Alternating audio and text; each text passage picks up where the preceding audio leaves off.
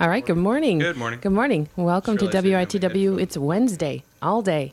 And we have the amazing Brad Scott. I'm excited. That's a woot, hands up. Jenny, if you're listening, that was in your honor. Didn't have my headphones plugged in. I flipped headphones yesterday, and so these were just sitting here We have looking three. like they were ready, but they weren't. So they're not wireless, and they're not going to work if they're not plugged in. You're listening to WITW. It's about 8 minutes after 8 o'clock Wednesday morning. We do have guests in the studio. We're going to have a busy day today. Every day's busy. Yeah, we've got, I think Frank's planning to stop in today, too, and we have the gals from, or some folks. I keep thinking it's gals because that's who all I talked to at first. Mm-hmm. Some ladies from campus from the student leadership group called SALT. They're coming in to talk about an event and some things that they're working on. Headphones are particularly loud this morning. I'm not sure what that's coming It's from. just your ears. That would not be the case because I'm completely stuffed up still, so there's echo coming from someplace. Your ears. So I see we have a think it's third my other. pair of headphones today. Yeah, I found some headphones. That's and so we're- exciting. Yeah, So that way you can Jackie put those has on headphones if you when want. she's here because she loves the headphones. So we're back on So you can get special video. music We're if you like. live. Online, we're streaming. I think we're on the air, over the air. I think everything's functional today, except for the fact that I forgot to do a new log. And as soon as I heard the song come up top of the hour, I Groundhog was like, wow, Wednesday. that's interesting. Oh, wait, that's because I didn't. I was in the throes of taxes last night. Again? That was a night. It is Groundhog Wednesday for you. It did not go like it was supposed to, and I was much unhappy. Much And then I unhappy. had to pay $20 to have my state taxes submitted, which I don't know if I said this on the air yesterday or Monday, whatever it was. Maybe it was Monday. I really loved the Indiana. I mean, seriously, I really loved the way the Indiana online tax system No, it was worked. the birthday party. You were sharing that. And so but before I found out, before I realized they weren't doing it anymore, and this thing I've been recommending to people for several years now is just gone.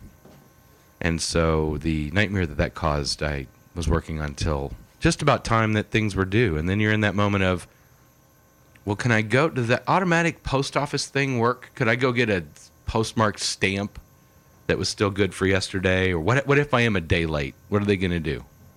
They'll And find so you. I don't know what It's that that means. whole But is following the it law more than thing. $20? Because I had to pay $20 to submit it on time. If I'm a day late, Wait, you had to pay to submit $20 to submit my tax. That's what I'm saying. That's craziness. That's crazy. Oh, Fine, good you morning, never Lindsay. Hence me saying that. But regardless, that was the excitement. So I just was by the time I was online with the software people or on phone with software people because the software was messing up and so it was rather taxing evening But, last night.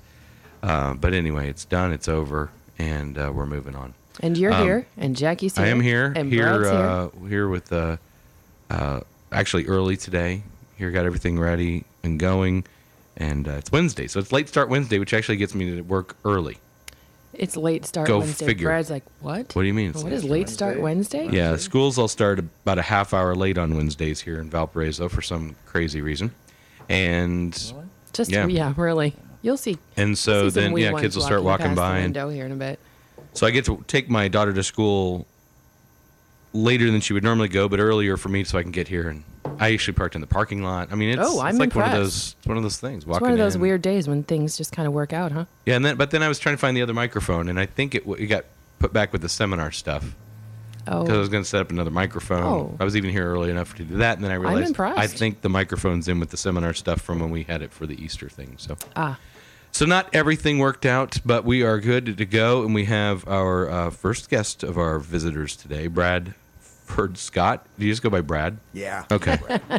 Never know with formal, people. I'm Bradford. Yeah. I'm Well, I'm Bradworth. That's right. Well, I want to respect my parents. They thought it should be Bradford. So Yeah. All right. Well, that's why I want to make Respectful sure of them, people. that's right. I'll honor whatever people want to be called maybe for the most part. Yeah, I may draw a line someplace. That's I don't know. probably a good idea. I don't know what that is. But you all had a gathering last evening at First Fruits Fellowship over in Maryville. How'd that go? What do you think? What do I think? I thought it was pretty amazing. Yes. I thought it was Good. spectacular. I thought I was particularly amazing. Excellent. Excellent. Good. I would More than concur. the usual amazing. I was Right. Awesome. extraordinarily. Good to feel good about yourself. That's right. I'm the only one, so if I don't, Yeah. Got to lift ourselves up sometimes. So was there a particular topic last night you all were addressing, or is it? Do you have a Wait, there was? do you have an idea that you bring, or do you just sort of leave it open to the flow of the crowd and things? How do you approach something like that? It's probably the latter. I did. Usually, I don't have a point. I mean, a lot of people leave my conferences and say themselves, "Well, what was his point?" I hear a lot, about this morning Our show. Yeah. What was the point of that? You're familiar with that? Yeah, very well. exactly. If it I go through life that way, resonates with Brad. you Yeah. very well. Yeah. I'm very, very relatable to that. I'm like a shotgun style teacher. It's like a million BBs in your face at 150 miles an hour or something Yeah. like that. So I can relate to that. Yes. Excellent. And so, but it sounded like Jen came in saying it was great, and That's a good story. y'all were up talking late last night. It sounded like beyond sort of the post-show right, discussion. I was quite the stalker. Followed him home last night. Kept him up till like 1:30 this morning. Had you been warned of Thanks that for that, prior Brad. to? Yeah, they sent me an email. They sent me Be several wary emails just to make of sure. this gal. Disclaimer. That's Right. That's right. Good. What kinds of things were you talking about last night? And Well, I did come with a point, didn't I? You did. I was focusing on this character in the Bible called Paul, Mm-hmm. Paul the Apostle, which reminds me, and I didn't say that last night, that that it's significant that he's never called, because we always call him the Apostle Paul, and that's that Greek way of thinking, like the Pope, or whatever, and he's all the disciples that were apostles were called apostles. It was Paul the Apostle, Peter the Apostle. That's significant in the sense that it's what they do. It's a word that describes what they do rather than a title that we give someone. And that's why once you start out with that, you begin to realize that this is a word that actually shows up more in the Old Testament than it does in the New Testament. We look up the English word apostles in a Strong's Concordance or something, and it doesn't show up in the Old Testament, so we assume there are no apostles in the Old Testament. That just starts in the New Testament kind of thing. When in reality, it's used in the New Testament like it is the Old Testament. It's a verb. It's something you do. And when you trace that back in the Septuagint, for example, the Old Testament in Greek, you see the word apostolos in Greek more in the Old Testament. It's just not translated that way. It's sent forth, to send away, to send here, to send go over there. It's just translated as send. There's a whole bunch of apostles in the Old Testament. The New Testament is not new. It's just true. right. Amen. So apostle, the word apostle they've nouned it. They've made a noun version of it. Good version. Yeah. Here, You're Let welcome. me just share this with you. You mentioned last night a little bit about your own kind of lingo, or that Christian lingo, or Yeah, the yeah. upper echelon lingo. Yeah, yeah. RG has his very own lingo, Yes. just so you can kind of ease yourself into that. I'm not limited by the English language. Not at all. I'm By any language, I actually. am unfettered, and so True. So the original context of the word is it was a sending out. So apostle means to send out. Yeah. And then now, because we use it in different ways, even now, even if we refer to somebody as an apostle, I'm trying to think of. We were just talking about this last night in terms of the fivefold ministry, churches that are hearkening back to that, making sure you have gifted folks in each of those areas. And I'm now racking my brain trying to remember what all 5 areas are. But I've got it. I've got it written. And so, but Ooh, I took believe notes. apostle is, let's see. Do they refer to people as apostles in each of these gifted areas, or, interesting, like it says, like the apostle Paul, our fivefold ministers choose to work with their Apostle hands. Paul, yes. I just was talking about this. I'll find it. But they were Well, while you're looking, I want to Here it give is. a Okay, shout so out the and say, sen- good the- morning, Sally. the fivefold ministry sent the apostle, prophet, evangelist, pastor, and teacher share pulpit time. Those seem That's his thinking seem face. redundant there, working together to equip to send. I was thinking there. I'll have to look that up because I was thinking there was a couple different words in there. But so hey, if you're aware of the fivefold ministry, you want to hit us up on Facebook Sure. and share that with us. Absolutely. But Text us. anyway, yeah, you can text us as well. Texas. I think you just said Texas. Texas. Just a random Texas. shout out. That's I've what I been thought. hanging Texas. around you That's too what I thought long. you Morning, said. Texas. Texas, Same Texas. thing. Thought I was in Indiana. Yeah. We have a southern bent to us for some unknown Some reason. of us do. But On occasion, Sometimes we're human too. So now, where was it applied in? Where did you see that word used in the Old Testament? To whom was it referring as much in the or in the Old Testament? Yeah, mostly people. Actually, the very first occurrence of apostle is when the ark lands on Mount Ararat and so forth, and they send just a little bit closer to you? Okay, and There they you go. send Thank you. forth a raven, and then they sent forth a dove. So there's a picture, if you will, of a false and true apostle right there, because they're sending these things forth. Because one goes out and wanders around, does whatever it wants to do. Wanders to and fro. Exactly. Didn't we talk about that? To and fro, yes, right. which is a description of the bad guy in Scripture. You know, Right. seeking whom he may devour and so forth. And they followed it with the dove, and they sent forth. And the difference between the two, of course, is the dove brings forth the fruit. If you will, fruits of repentance, if you want to use that. You got an olive leaf in its mouth. And if I can just add one other thing to that, all these words are all agricultural in the first place, and they become as you said, RG, nouns. They get nouned by the time we get to the New Testament. It's going to catch on, I promise. I think you get lots of calls, and it'll be a new phenomenon. It'll be a book out there very Here comes soon. Webster. They're That's going to be right. knocking on the door. Now, when you use the term noun, what did you mean by that? Okay, thanks. All right. Yes. Well, they're actually agricultural terms, or things that you see. Actually, shalach is the Hebrew word behind apostle. Shalach. Okay. And you have to say. I was going to say, shalach. sorry. Can you do that? Shalak. Yes, Yeah, I do yes. it whether I want to or not right now. And that actually means to send forth sprouts. Is literally what it means. Concretely, send forth sprouts. Now, why would that be important? Because the apostles' message. There's only one good seed in the Bible. There's two seeds, but you don't want to be the other seed. That's the enmity and so forth. And so there's one good seed, and when you plant the seed in the ground, this is the way agriculture works. Because Yeshua, that's his Hebrew name, Jesus, said that the field is the world. So you want to understand what's going on in the world, look right out in a field. And so if you plant, the question would be, what would be the message of the apostles? What would be what they're sending forth to do? Well, if there's only one good seed in the beginning, then it's always going to produce the same fruit. Unless you're a Darwinist or an evolutionist or something, it's going to produce the same fruit. And so when those sprouts, those young, tender little sprouts come bursting out of the ground, that's an identification of what the seed is in the soil. I mean, you don't know what the seed is until you see the sprouts. And so if you look at the sprouts, and let's just say they're apple sprouts. Let's make something up. They're apple sprouts. That means there's an apple seed in the ground. And so if we are Abraham's seed and heirs according to the promise, then we produce the same fruit as Abraham. And so this word used to describe these first apostles go out with this gospel, this good news of Yeshua's death and resurrection and so forth. What would their message be? The same as the seed. And the seed is in the beginning. The seed of the woman is in the beginning. And so it's the same seed as Abraham. It's the same seed as the patriarchs. It's the same seed as the fathers and so forth. So the message of the apostles, the sprouts, would be the same message as the roots and the seed. And that's, of course, the basis and premise of my ministry, RG, is bring things back, restoration. It's called a simple little word called restoration. Okay. Then,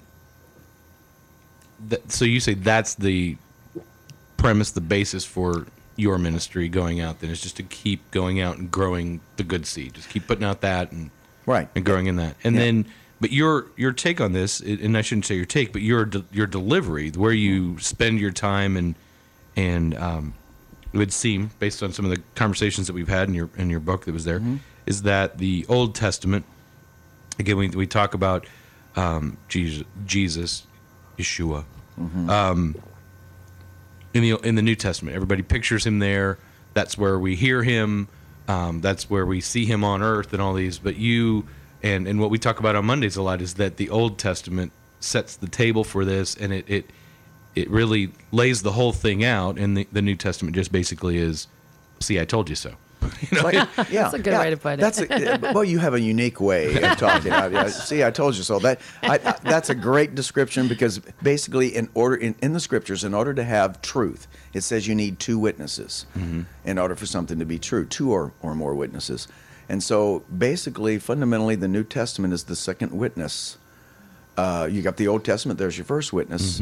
The New Testament is your second witness. And now when we bring the two of them together, like male and female, we have one testimony unto the world. It's when we start teaching that there's one says one thing and one says another, we have a contradiction. We don't have. That was a light bulb true just going witness. off Yeah, there. yeah. It was just a picture of the bride.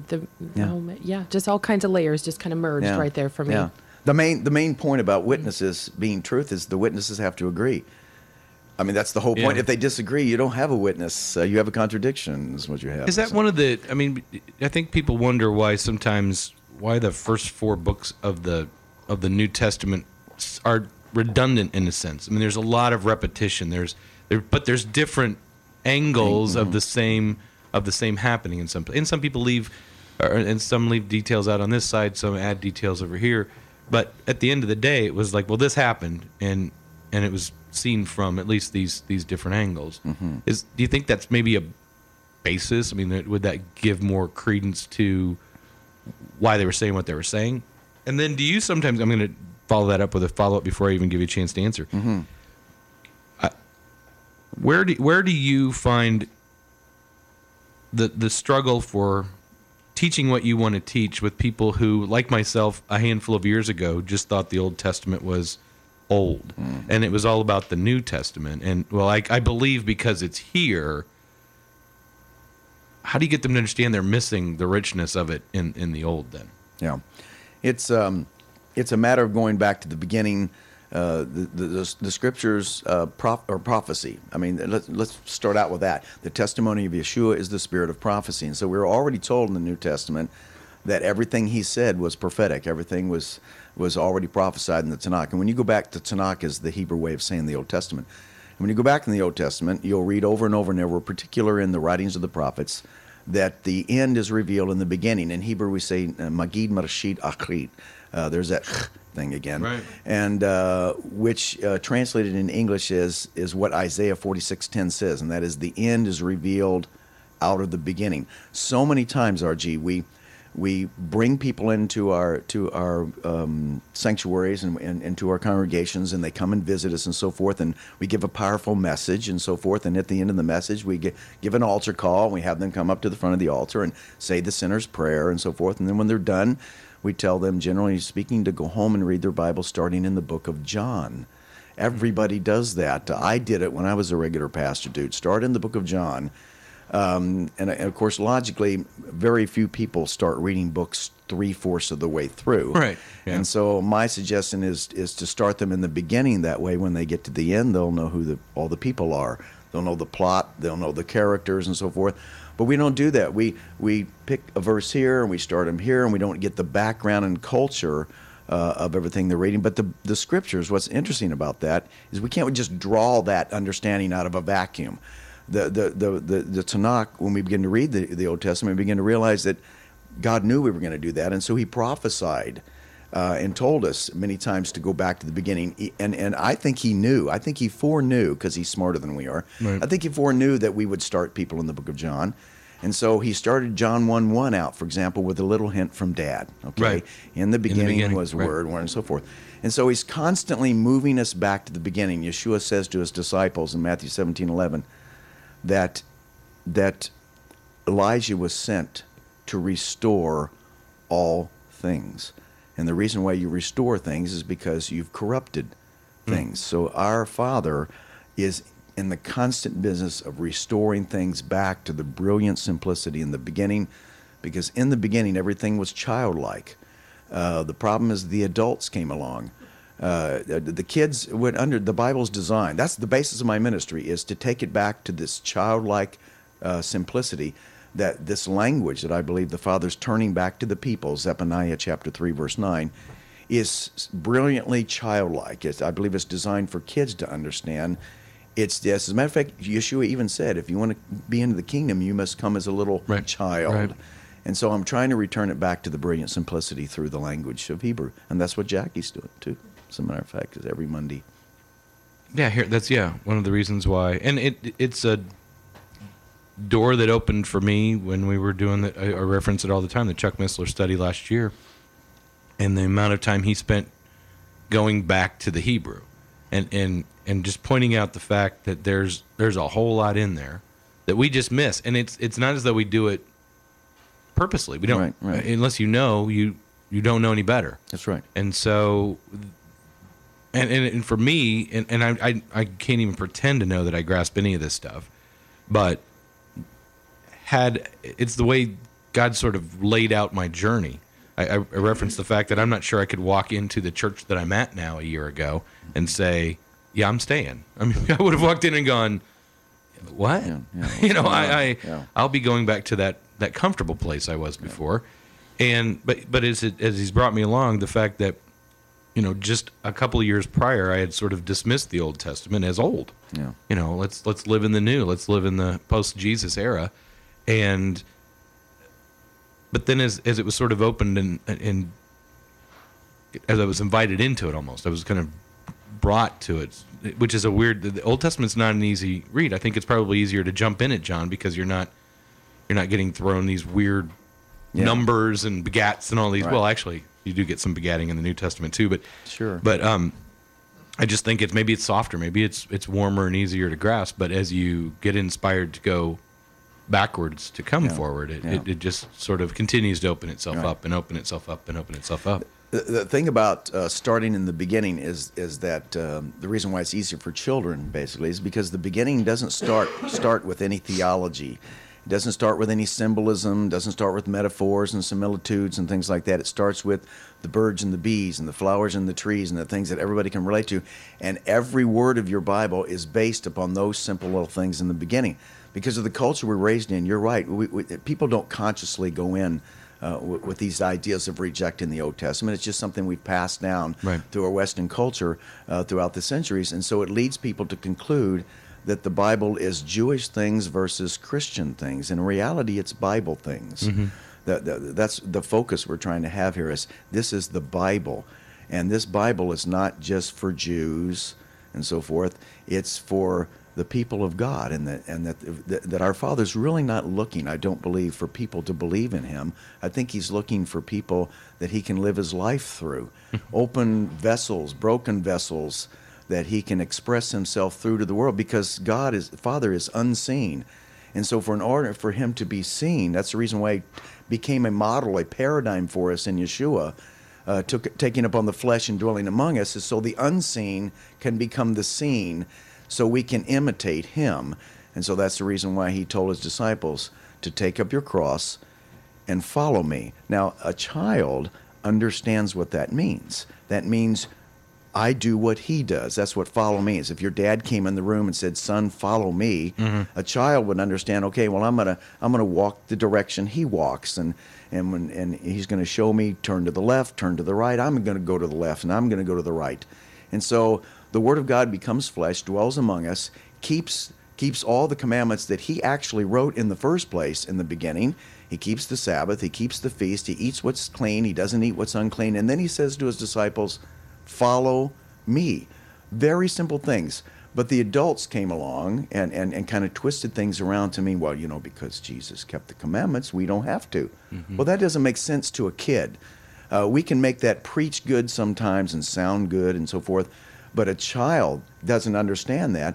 And we take upon that same concept, even though it's not in a religious context, but it pervades our culture, and then we end up in our family saying things like this to our kids. Well, do as I say, not as I do. Do as I say, not as I do. Well, see, but that's in the Bible, isn't it? yeah, it's right there. Which version are you reading? Hezekiah or something or other. I think it was. Yeah, I thought that was right out of Scripture. I'm sorry, I should stop saying that. That's why I used to coach, though. When I was a player coach, hey, do as I say, not as I do. When I'd swing at the first pitch. Yes, and let the first pitch go by. No, I hit right to the pitcher and ground out. So.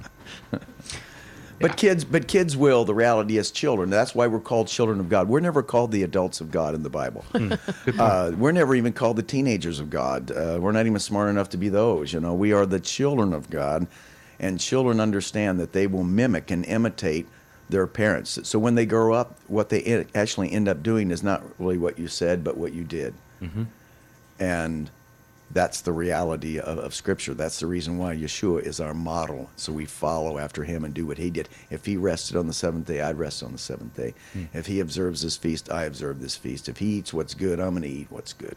And then I'll be like Him. It's like, I don't know, it's one of those conforming things. I don't know how else to describe it. Yeah, well, and I think as you said, that's the challenge. Is we want. Well, it's not just we in the present, but the we's that have come between us and then that have said, well, no, here's what tradition. We talk about this a little bit. What's tradition versus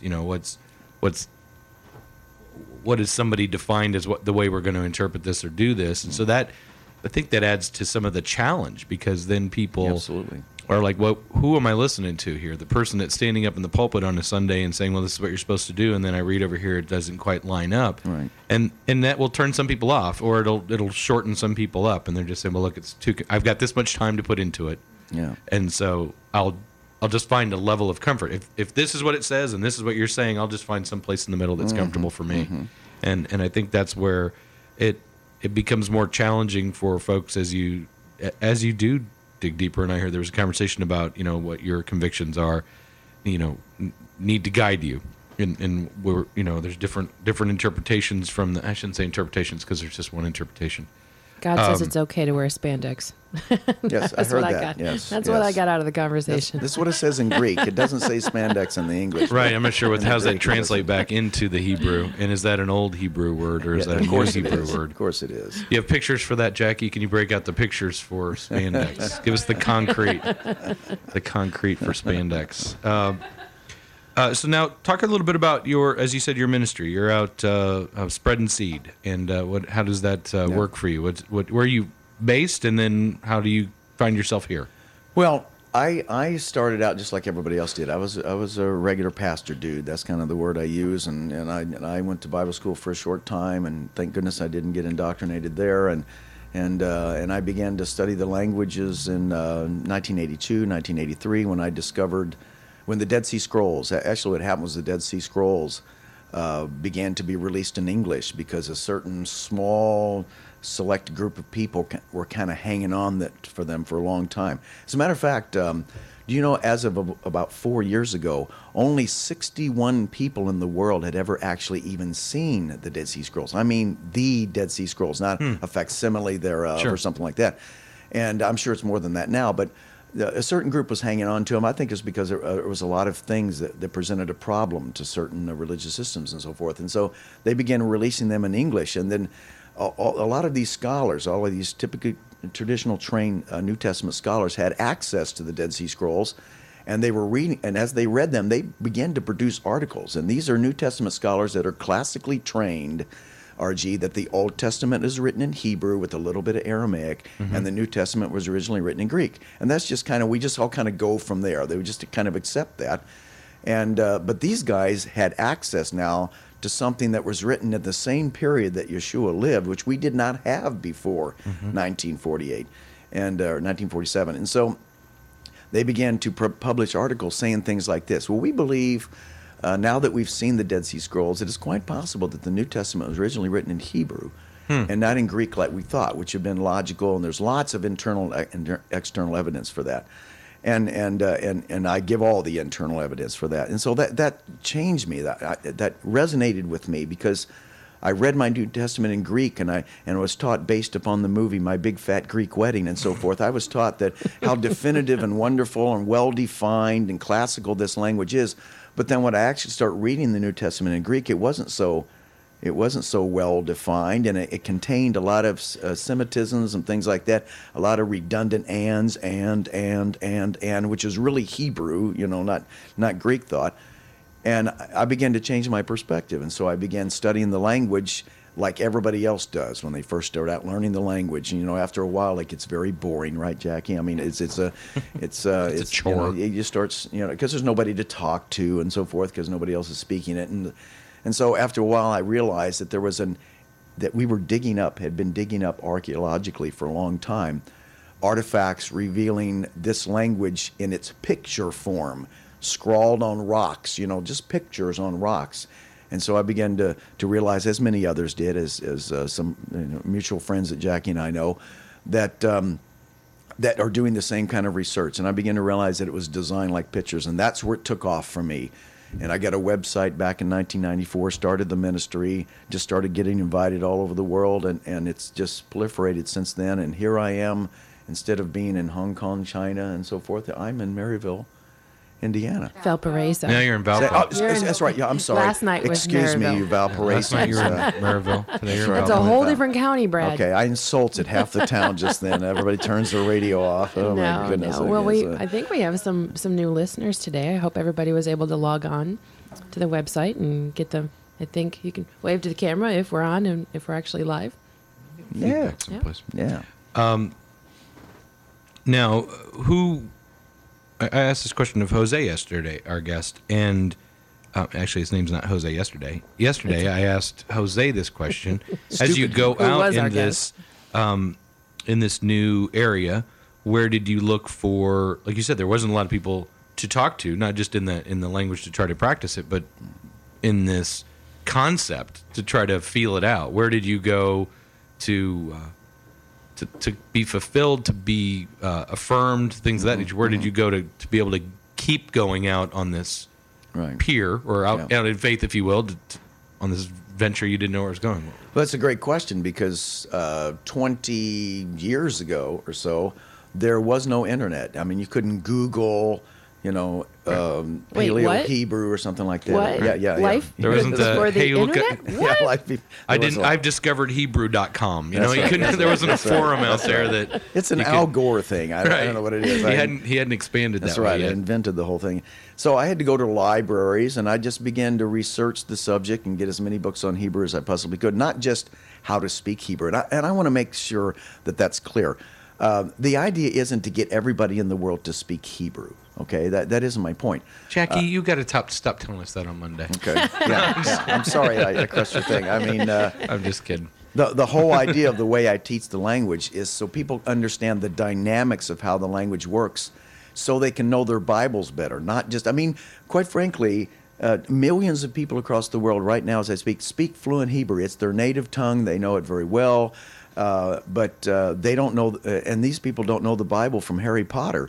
I mean, just because you speak Hebrew, doesn't mean you know the Bible any more than anyone else. As a matter of fact, a lot of conferences I will, get to the halfway point and give everybody a break. And there's some Orthodox Jews in the back of the room or something. Probably they're curious as to what this non-Jewish person is doing teaching our language, and they'll come up to me after the end of the break, and they'll say something like this: "We have no idea what you were talking about." That was great. Did they add a at the end? Okay, yeah. I like you guys. Anyway, and they have no, and they'll say that, and the reason why they're saying that is because they've never been taught where their language comes from and the dynamics and the design of the language, because it's only logical. See, I'm a big creation guy. Mm-hmm. I'm not an evolutionary guy. And the logic is if we look out into our universe, which the Word of God created, according to Hebrews 11, verse 3, that the words of God frame the worlds and everything in them. If we look out into a world, whether we're looking at the sun, we don't want to look directly at the sun, but if you're looking at a supernova and so forth, you're looking at cells, chromosomes, the design of leaves, your eyeball, and so forth, we see absolute perfect design. Why do we see absolute perfect design? Because of the law of like kind. If the Word created these things, then the Word is by design. And that's what I see in this beautiful language, is design. So I teach people the dynamics of how to understand it so you can speak it, because most Hebrew people living in Israel right now don't know a lot about their language. They know how to speak the language, but they don't know about it. The same is true in America. Most Americans speak fluent English. But that's getting worse and worse. Maybe I shouldn't have said that. I know where you're going with that. Yeah, but it used to be. I mean, it's still kind of the dominant language, but most Americans have no idea where English words come from. Right. Like what does asparagus mean? Where does that word come from? Why is scissors never in the singular? Things like that. And so. The same is true with this language. I teach the dynamics of how it works. Why? So I can know my Bible better, not so I can run around and speak Hebrew. You need to speak fluent Hebrew and get the accents right if you're going to go to Israel and find the bathroom, and stuff like that. But, well, you say that. What's that? I guess I'm not going anytime soon. Just add the every now and then. Yeah. Well, it's interesting you say that, we don't know the root. If you spend any time with anybody studying for a spelling contest, mm-hmm. that's where they break down a word. Because when that understanding of the root of the word helps them to understand That's right. how consonants are going to be packaged or vowel structures are going to be, and it's annoying to listen to. But it's like, well, that's the French derived word. Well, that's going to have an impact on how letters are going to be in concert with each other to do that. Now, it doesn't tell you exactly what that word means, but the second thing that they ask is, what's the definition of the word? Yeah. Because now I'm going to understand better what that word structure looks like if I understand the depth of the word. And Put so it we in a do sentence for me and things like exactly. that. Use it an example. So now I have a better understanding of the application of the word. So now I can spell it. So that's a very small thing, but it is a way that somebody studies the word when you're breaking down words for spelling. And so we do that a little bit on Monday. We've got Jackie with her wagon full of books that she rolls in here on Monday morning. And, there's, we're over here and we're looking at pictures of what this word is if you break it down into its different parts, and then we break it down within that. And so I think that's the thing that I was shocked by. I mean, I literally I went, wait, there's like a whole nother story being told that the vast majority of people are going to miss completely. And they're going to, and we all think we're doing okay. And, okay, well, this is what the Bible says. Well, this is what the Bible says at this level. And then if you go to the sort of the next level, then it's in Hebrew, and there's a whole nother word for that. Oh, we don't have an English translation for that, so we have to just use the same word over and over. And then if you go into the Hebrew and break it down into the makeup of the letter structure of it, then you're just like, okay, now I just need a nap. It's just like I was waiting for that. Right. It is. It's just one of those things where I was blown away, and I remember like looking around, going, "Is this new to anybody else? Is it?" Yeah. I feel like I'm the only one in the room that didn't know that Hebrew was this super rich language that told stories within the story. Sure. Well, So go ahead. That's right. Something Brad said last night I thought was pretty significant, and I helped me to breathe a big sigh of relief. You said that our versions of Scripture are not wrong; they're just a little bit downstream. They're downstream. Right. Yeah. And that was Well, that was they're pretty kind of impactful, so- translated. I mean, I think that's the thing. And I will tell you, and I say this, and I don't mean to offend people. Well, actually, I don't care if I offend people in a lot of cases. But the reliance, you guys are gonna get along the reliance on the new or the King James version, like that's where people go to. Oh, what's it say in the King James? We got it, and I'm like, wait, why? Right. Why is that and if you're going to stand up and say this is where it's based, why is that any better than? There are some, I will say, Well, there's a lot of that get a history little involved there looser. right. But I keep going. If you really want to get serious, then you've got to take it to that which those came roots, from. right. And so I don't hate the King James version, but I just don't like the fact that everybody thinks that's the root and thinks that's where you got to get back to. Yeah, if I can elaborate just a little bit on what Jennifer said. No, I want you to elaborate on what I said. Okay. He's not kidding. Between the two I'm of kidding. No, I'm just kidding. Between Go the two ahead. of you, I'm going to elaborate. See, let's just take the King James for example. It's not like there's anything wrong with the King James. That's not my point. Sure. It's not the words themselves. It's the meaning that we apply and the definitions that we apply given a open window of time. Over time, we redefine the words. Why? Because the universe is in a state of corruption. Things are going downhill, not uphill. And over time, we will reassign different definitions to things. And so the idea is to go back to the meanings of what it meant when they wrote it. So I'm not saying, I compare words to water. Let me do that real quick. Okay. I compare words to water. That's what she was referring to, the downstream. And I'm not the first one that does that. The Bible does that. We are washed in the water of the Word and things like that. So the Bible compares words to water. Why? It's trying to show us something that we can look outside the window and see, so we don't have to rely on abstract theology and people's various opinions to understand what it says. So when we look out into the world, we see that when the rains first come down on the mountaintops and so forth, the water at that point is pure, it's pristine, it's full of oxygen, it's energy, it's actually good to drink. But then when the water, wink, wink, start coming down the mountain and get into the valleys, then we get into where the people are, and the people dump stuff into the rivers, and they come and fish the life out of the rivers, not condemning fishing, but in other words, they add stuff to it, they take away, they add, they take away, and by the time that water gets to, say, the Gulf of Mexico, It's brown, it's thick, it's yucky, it's no good to drink anymore. It's the same water, RG, that started out on the mountaintop, but by the time the people dumped stuff into Right. it over time, it's not good to drink anymore. And then it even gets worse. When it gets out into the ocean and mixes with the salt water, now, if you were out there and you drink several glasses of it, you're going to die. Yeah. So the same thing that blessed you on the mountain in the beginning curses you in the seas in the end. That's why it's called the Sea of Humanity. And the scriptures anticipate that in Ecclesiastes when it says, all the rivers run into the sea, yet the sea is not full. From whence the rivers came, thither, don't you love King James English? Thither they return again. Now, that's a cyclical statement. That's God saying to the people, I already know that this is what words do. This is what water does. And I'm showing you this picture every day. I know that's going to happen. So I love you so much. I love all of you so much, knowing that this is going to happen, that I'm going to cause that water in the oceans to evaporate up into the clouds. The clouds will distill that water, which is one of the reasons why Yeshua is going to come in the clouds. He distills the water, and I bring it back to the mountaintop, fresh and pure and pristine, ready to drink again. He does that with every generation. He shows that in the rain patterns and in the water patterns every day upon planet Earth to show you how our Father works. He knows his people constantly stray away from him, and so he's constantly wooing us back and making the water fresh again. It's a beautiful picture of how the language works as well. Well, and I think it's also not just the language, but his willingness to just keep loving us, be more faithful than we could ever imagine being. Of ourselves. And I think again that's where I really started to be blown away by the Old Testament was that God put this before us to say, you keep beating yourself up for messing up. Look what I dealt with these people. Do you understand what I've been dealing with? You're not alone in this. You're living in your little experiential world where you're at.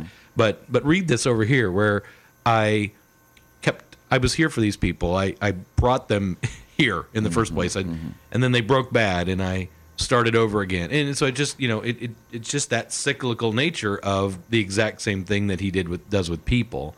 And then that also was where the Old Testament opened up for me to say, well, there's a lot better stories there that are more relatable. Jesus is a good guy. I mean, he teaches well. Sure. But sometimes we need the pictures. And I think the Old Testament, as you were talking about for children, the Old Testament sort of lends itself to stories of pictures of people that are relatable instead of being taught to that Jesus says, okay, I got a story for you to learn from this. Right. Here's the story of two brothers that don't get along. That's right. And, not that you want to, drop this on your kids every now and then, but, don't let it get to this point. When you guys are fighting, I don't want you accidentally killing each other, so just like it happened with Cain and Abel. Accidentally? Well, I'm just saying with, that, it could happen to that end. But that's just, like I said, there's stories that are very relatable. Sure. And as I've told people dumbly in a sense, like look what I've discovered. Duh. And there's just so much more relatability to the fallibility of humanness. Yeah. Looking at the Old Testament. Yeah, a lot of pictures of the New Testament writers, they get halos over their head, and so forth. Little fires. Yeah. Well, and you're looking right at Jesus. It's like, well, how could I not get it if Jesus is right there telling me? I mean, Jesus is spoon feeding me in the New Testament. Yeah. Here it's like, oh yeah, I see that in me. I see that where I was angry enough to hit my brother over the head with a rock, but didn't. Something like that, but And that's the way we should see the scriptures, the way you're describing it there. I think the scriptures are designed to be seen from a familial point of view. In other words, rather than looking at the commandments as legislation passed by Congress, if we can see the commandments from a familiar point of view, it's a dad talking to his children, it's a father communing and trying to woo his children and protect them and defend them and keep them safe from harm and keep them out of the rain and so forth and keep them in the sunshine, if you will. And if we can see the scriptures from that point of view, then it makes it much more personal, and then we begin to look at the commandments in the Old Testament much different. Because right now, except for maybe the 10 Commandments, okay, sans the one in the middle, okay? But except for the Ten Commandments, most people see all the other commandments as rituals and ceremonies and things like that, as if God is a typical throw the blonde virgin in the volcano God. He's like some magical fairy dude up there on clouds that then when he doesn't like us, he throws lightning bolts down at us. And when he likes us, he sprinkles us with fairy dust, and stuff like that. And Very that, Greek of you. and it's right, very Greek, very Western of me, I thought, and so forth. But it is written by people who live in that culture, and they have a certain way of viewing life that is, in many ways, is antithetical to our life here in the United States, or in America, or in Western countries, for that matter. So, you said you were a pastor? Well, I don't know that I don't know you that you stop Like of a being church, one. right? Yeah, But yeah. I mean, well, you don't. I mean, I think that's the other thing we do. We Get a bigger congregation. we take a pastor and we go, and say, well, this is what a pastor is. But pastor of a church, you were at one point, and now you've kind of gone into this ministry of more of a teaching, lecturing kind of yeah. thing on the language and so forth. Do you have a church that you are still a leader within, or you're on the road, or how does this work? Yeah, I'm on the road. I'm decreasing it this year. Actually, starting this year, but I'm on the road 2 out of 3 days. And I stepped down from pastoring back in the '90s. And when I am home, my wife and I usually experience Shabbat together by ourselves. Sometimes we'll have one of my children and something because they're all grown up and gone. And when we do the festivals, I'm usually home when we do Passover and so forth with a small group of local people. But most of the people in the town that I am from, which is Utah, I live in Utah. I'm not from Utah. I'm actually from the Boot Heel of Missouri. I'm actually born and raised in the Jackson, Cape Girardeau area of Missouri. Okay. But I've been from Utah for a long time now. And no, I'm not Mormon.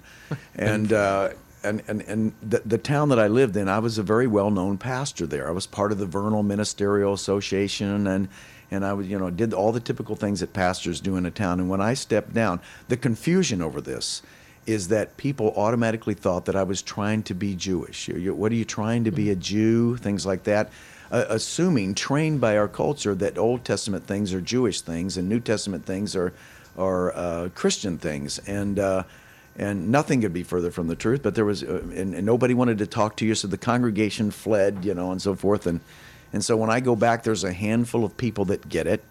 They read their Bibles. They don't base their understanding of God based upon cliches and so forth and the traditional teaching. They go back and actually read the Bible. And so I guess I do still counsel them and pastor with a handful of people. When I say handful, I mean like, Yeah. a handful. That's where One we're small pastoring handful. right now. Yeah. Well, but I think I'm torn in that scenario because I'm amazed by the movement of God in church right now, and there's some growing church communities, and which I think are important. But because I think that there are people that need to be met where they are, and there are churches that are finding ways to do that. I reference a lot of them here. The Saddlebacks and the Elevations and the Gateways, and they're big churches that have the means and the capacity to reach into a community and find people far from God. And I think that's a gap that has to be closed first. And then, and I've said this actually to my former pastor at one point, because I was having a struggle with a denominational direction that the church was going. And I hope people aren't offended by this, but I said, this church had spent a decade plus arguing about a single point. I don't want to oversimplify it, but Right. There I just did. And I hadn't really thought through the process, but what I said was, if this is what the church wants to be, then just stand up and be it, and stop dancing like you're trying to negotiate with people, because you're not going to negotiate something where people are diametrically opposed to something. You're either yes or you're no, and there's not a I mean, there's not a middle ground there. So stand up and be who you are, and let people decide where they're going to go after that. But if you're going to be that, and you believe that you have to be there to reach people, then do that in faith that you can justify this to God, because I'm not going to judge you. This is who you need to be. But understand that people may come to God through you in some form or fashion. but you have to be able to bless their release when they outgrow that. Right. Yes. There is a traditional view that needs to remain. Like when you're repairing and restoring a house, sometimes there's a lot of things you need to tear down. So God is in the restoration business, but He realizes that when you get into the house and there's if you take this beam down, the whole house is going to come down. Yeah. So that's one of the so you leave some of the supports there and you tear down. So one of the things that we still need in this walk is we still need a group of people that go out and show people and teach people how to become a son of God, how to become a son of God. But then Or daughter. Yeah, that would be example. But after that, see, I'm in the business of teaching people now, how do I be a son of God? There's a difference between how to become one. Right. Too many people learn how to become one, and then they just You go think on you're with there. life. Yeah, I'm Yeah. there. It's Right. done with. But the idea is to take them on beyond that point. How do I be a son of God? How do I be like Yeshua now? And so we still need those, dare I say, seeker-friendly kind of things, Yeah. purpose-driven kind of thing, in order to meet people where they're at and Right. bring them in. But it needs to go way beyond that, because the reality is we're supposed to be a light in the world. We're supposed to stand for what is right. And if we just keep looking like the tares, then there's no way that the harvest, at the end of the harvest, you can come and remove them if the wheat and the tares look the How do you same. know the difference? Yeah, and so Yeah, and that is really it's interesting because as I was talking to this pastor, my pastor at the time, this was 4 or 5 years ago, maybe even longer. But that came full circle for me.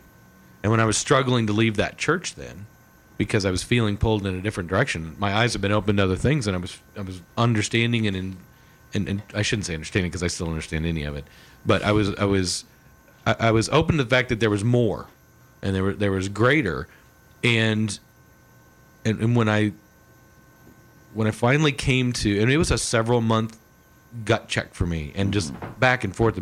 I need to be here and just try to, do what I need to do here, but I'm being torn because I'm not growing the way I also feel I'm being led to grow. And when I remember standing in the back of the church the final day when I finally just went, oh, okay, it's okay for me to go. I mean, I'm in tears in the back of the church. Like, it doesn't make any sense.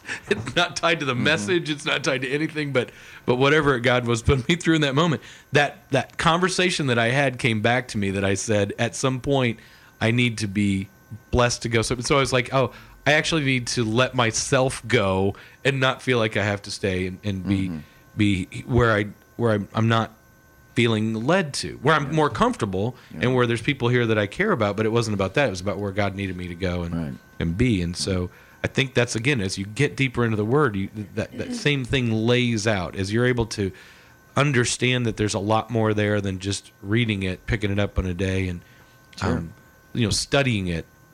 But then also understanding that you need to find some time in there just to sort of introduce yourself to some of these other aspects of things, because you can study it and get a lot out of it, but man, are you missing the next level stuff by not really understanding the root, where it comes from, and things of that nature. And the major reason for that is not academic. This is not an academic exercise. We're not trying to be elite intellectuals and so forth. As a matter of fact, it's pen-headed theologians and pointy-headed intellectuals that's the problem. But it really, really, really, really is the book of life. Yeah. And if we really, really know that, then we know that our Father is indeed our Father, and He's interested in every aspect of our life.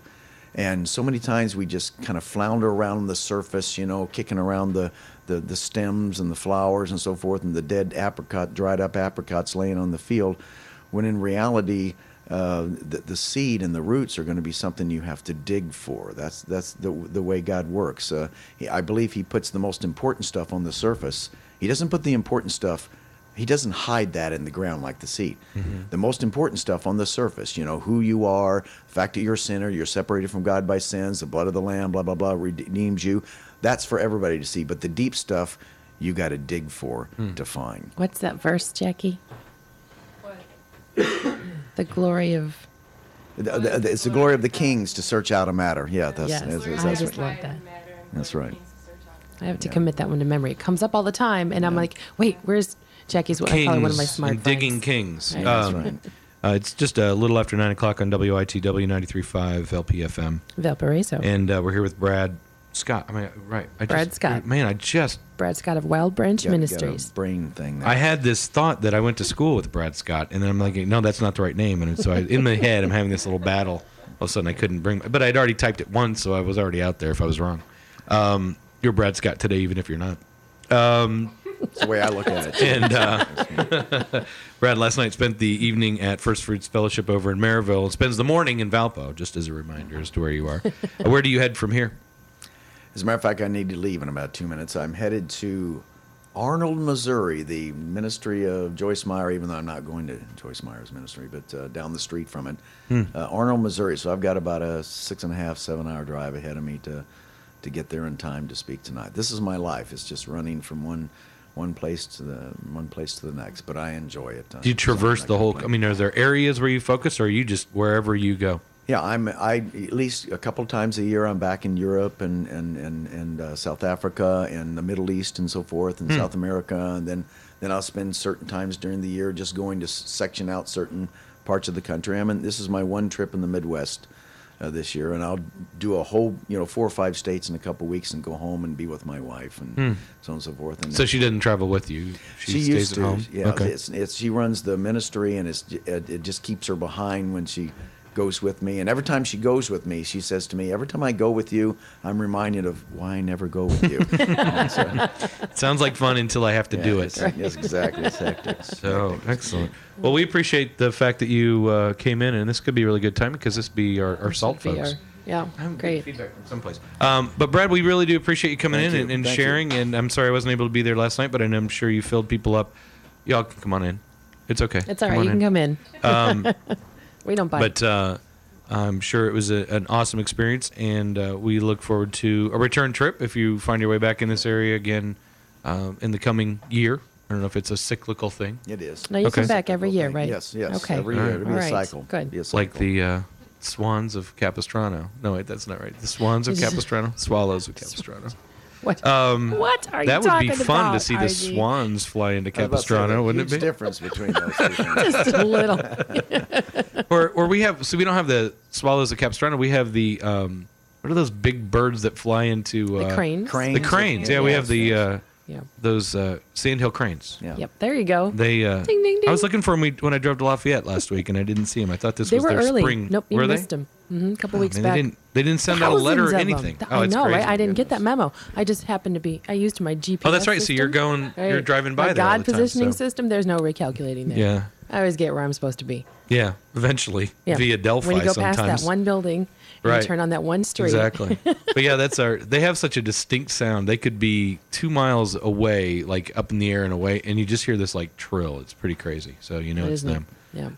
Well, have a safe trip. I appreciate you cutting some time out and joining us this bet. morning and sharing your gift and helping to inspire some people to learn a little bit more about the Word. It's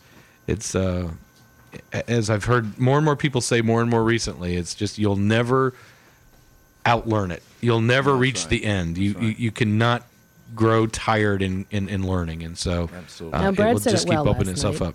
The, Go ahead and say the it. more I know. The more I know, I don't know. Yeah, Right. exactly. That was true. Bless you all, and thank you. Thank all for you. having me. Appreciate it. Thanks. Safe So, travels.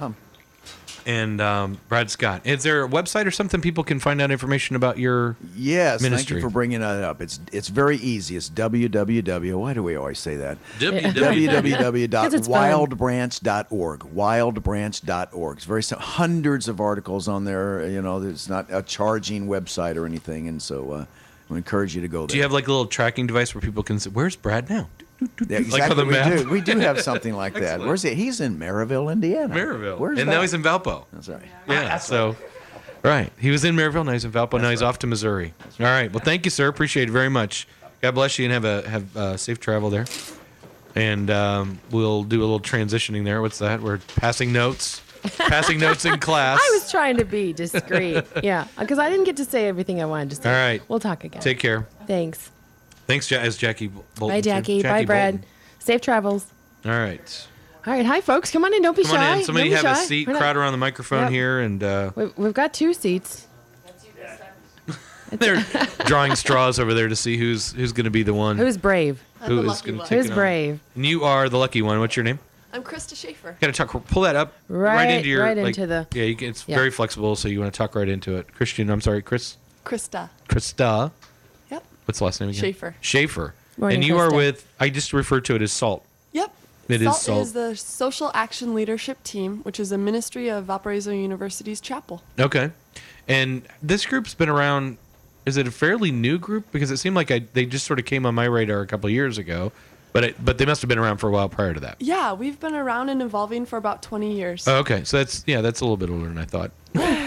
So, what is the point? That sounds very shallow, doesn't it? What are you doing as part of your ministry with the SALT? Who are you made up of? Things of that. Give us a little background about the group. Yeah, so SALT is made up of students in all the grades, and our faculty advisor is Pastor Jim from the chapel. Okay. And so what we do is we kind of serve as the social justice campaign on the university, trying to educate ourselves and our community around us about social justice issues in the world and also in our community. Okay. So we do a lot of service and larger education, kind of fighting kind of this apathy that you get on campuses sometime. Okay. And how long have you been involved with the group? All 4 years. Okay. Yeah. And you're a senior. Yes, then, I'm a guessing. senior. But better to be a senior after 4 years than. Then not a Hey, believe senior. me, I speak from experience. It's not a guarantee. Sometimes you spend a couple years as a freshman God's or a timing sophomore. is, it's God's timing. Yeah, that wasn't God's timing. That was I had a little override on that one. But anyway, what are you studying? I'm a math major. A math major. Yeah. I wouldn't have guessed. No one does. No, that would not quite fit the model of getting out there in the world in that way and tying that math in there. Is A lot there more a model linear. of math? Yeah, there is Really? more. Yeah. I mean, are you thinking like Would I pocket put you in a protector? math? No, I'm just talking about for like. Wait a minute. tying Where are you going with you that? yourself talk about the fact that you're not a numbers person. No, unless Right. I'm making something pretty with them. Okay, and so I'm just saying, I wouldn't necessarily put a person standing up and getting involved in the community, especially in a social justice way, and something so linear as math, something very rigorous and linear as math. So, just a quick little thing there. Okay, just one of his RG-isms. It's observation. I am unfiltered. This is This we know. So, senior in math and Salt. Wednesday. Christian is who I talked to, right? She's the one that called, right? Krista. Kristen. No, the person This that is called me. Kristen called you. Was that you? No. No, that was This the is other person. Krista. This is Krista. Right. But Kristen. Kristen called me? Oh, I thought it was Christian. I'm thinking of Christian Alexander. I'm like combining all these names all together into one. Talking Fathom Blue. I was here too early. I need a nap already. What's that? I'm a Christian. Oh, yeah. So you can call me We're all- that too. It'd be like the movie Robin Hood. We'll just call them all Christian. Like when Morgan What? Freeman just always referred to Kevin Costner. What's his name? Is that the guy, the actor? I don't think Is I've there an seen actor the movie. named Kevin Costner? Yes. Robin Hood. You didn't see the movie Robin Hood? Probably not. Or is I always say, my wife always tells me I pronounce it wrong. It's not Robin Hood. It's Robin Hood. No, it's Robin Hood. What? Never mind. So you're senior. Who else do we have with us today? Y'all gonna just crowd we'll around the just microphone. turn. My name is Alyssa Krutzman, and Okay. I'm also a senior in SALT. Krutzman. Yes. Okay. Well, there's a Krutzman all over there, right? Oh, yes, there is. That's right. I was just making sure I got the name right because I'm very trying to get the names together. Okay. And who else? do we RG the have? linguist. I am Caleb Rollins. I am a freshman in SALT. Insult. Okay. And Nate King, I'm also a freshman. okay. Now and you're a freshman in SALT, meaning Freshman it's your at first VU. year in SALT or at the college as well. Both. Okay. Yeah, both. yeah, that would go hand in hand. I can't. Okay. Well, I was an early entry into SALT, but I didn't start school until a year later. you never know. They I have mentor redshirted my programs. academics and became I just focused on SALT for a year. So how did you, if you can just kind of like dive in as you feel inspired, what inspired you to join this group? Because it's a group you have to petition to join. I mean, it's not like wide open. Is there a limited number of people that can participate, or how does that work? Actually, it is very wide open. Oh, look at that. Very So we big welcome tent. anyone, mainly just students join us, but on occasion we've had other, graduate students or law students, or, just people who have graduated and want to come back and join us. But it's very wide open, actually. And basically, the beginning of the year, our organization, our leadership team tries to get the word out there and specifically pull from the freshman class a lot. So we get a lot of new freshmen coming in, and then every year we have repeat people who are coming back. So we've got about, it ranges a lot depending on the time of the year, but 30 would probably be an average meeting size. Beginning of the year, we're like 40. You know, right now we're like 20. It's the end of the year, last month. Just holding on. The last push, a little. Our numbers are a little lower, but yeah, very wide open. And then are there?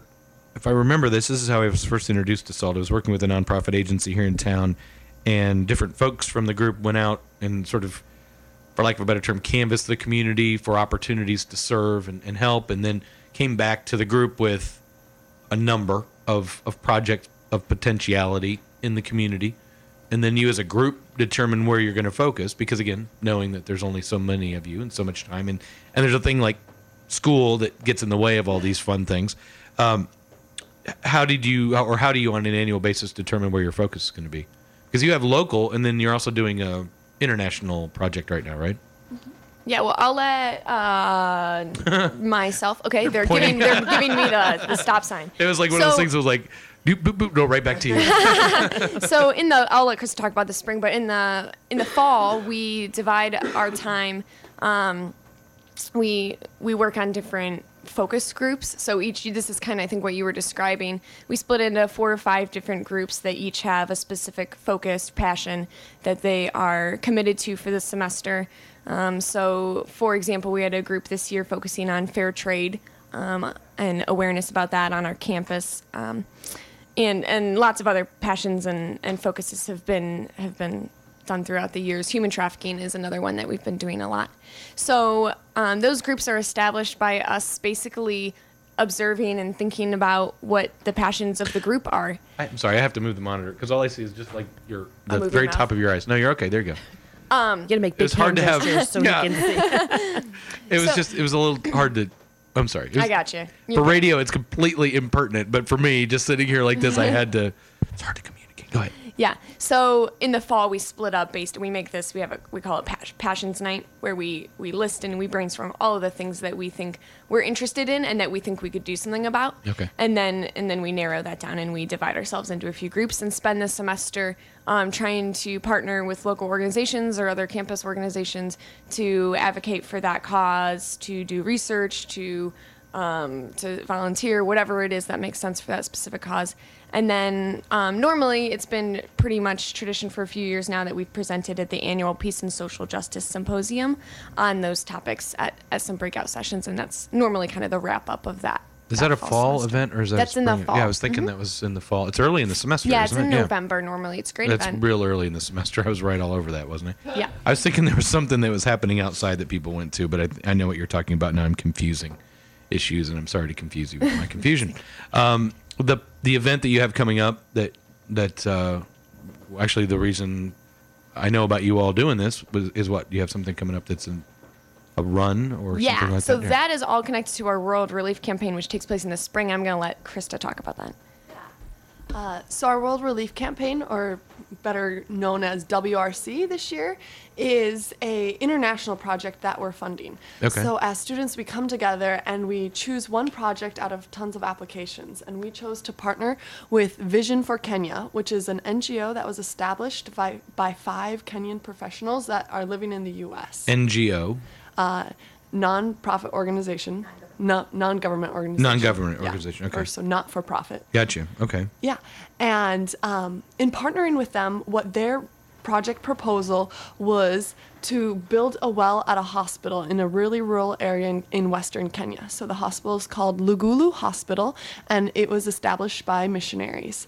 And they have one well, but it's not functioning. So the problem is to work at max capacity and really be efficient, they needed a good source of water, not only for their workers to do the laundry and prepare the meals and clean the instruments, but also for the patients. So currently they have patients bringing in plastic water bottles when they need a procedure done. And then what happens to plastic? Well, it gets dumped around the hospital and there's no recycle program. So in funding this well, we hope to kind of meet the need of recycling and having a renewable resource, and it's a really sustainable well. We have a engineer, a professional engineer who's going to help the community dig it, but there's definitely community investment. And so I just think it's so neat how it encompasses clean water, sustainability, and also healthcare, 3 really vital human rights. Sure, and it's all revolving around water. I think that's the thing that we it's so take easy for for us granted. to it's so Right. easy for us to just go, oh yeah, Right. water. Yeah. Yeah, how can Yeah. we possibly grasp that concept? And of all places, this is going to be a very strange leap. But if you spent any time here, that's not a surprise. I don't watch The Amazing Race as a rule. I think it's a crazy thing. But it was on in the household. And I was stuck where I was because I was working on taxes, so I was I couldn't move. And so Amazing Race is on, and they were in, I want to say Africa someplace. It's not a big place. It's someplace in Somewhere Africa, dry, right? hot. And they were talking about the fact that one of their little challenge things, I guess, I don't know if y'all are familiar with The Amazing Race. I'm not really, but they have a challenge road stop bump, something, whatever the heck you call it. They had to get a certain amount of water from a well and take it someplace else. And so they had these 5-gallon containers that you sealed up and you filled it. But there was a line of 80 people at one hose. That was the well. It wasn't like a well where you just, the water comes pouring out and you can't stop it. It was a hose in the ground, and there was a line of 80 people filling up whatever they were carrying. So, that was their water for the day. It could have been several gallon containers or one big gallon container or a few bottles, whatever the heck it was. But they were just standing in line. That's what they do today. And it was a couple of hours plus the walk to and fro, if we can use our term referenced earlier. And that was shocking for these people, like, oh, we're in the race, we're in a hurry, we're just trying to get water, and it's like, wait a second, Yeah, they're this all is just these trying to get people's water. livelihood. Right. We're not moving on from here to the next country in the next 2 hours or whatever it is. Right. They're going to be standing in line, going back, and then coming back tomorrow to do the same thing. Yeah. And so it was interesting to hear suddenly the humbleness of these folks who are competing for $1 million or whatever the heck it is. Oh, now we've got to. Wow, this is what people have to do every day. Yeah. So it was a rather stark picture of the reality for many people in the world. Not just you don't even understand how much dust just kicked up there. This place, I just saw this cloud of dust when he did that. Are you trying to create the African plane for us there? Is that what? Poof, like this big My dust special cloud. effects. Well, we had a guest in last week. Selah just performed this past weekend, and we had a guest in that really painted a pretty clear picture for folks, I think, of what it's like to, and he talked about the hospital and what it's like to be in a hospital when you have electricity only for 1 hour a day and water only for, a certain amount of time or on a certain day. And so that was interesting to hear.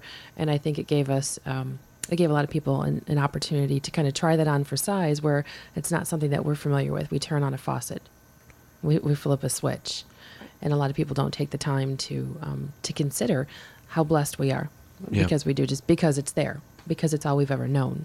Not everybody has gone or has had the opportunity to take mission trips or to know personally, intimately, people who have done that or who that's their heart and that's what they do and can bring that story back. So, I think this is a wonderful thing, and I'm grateful that you're here. Grateful that our Lord has given you a heart to do this. It's not an easy task. It can be a little daunting to ask people to try that on for size, to look at things in a different way, and get out of their own comfort zone.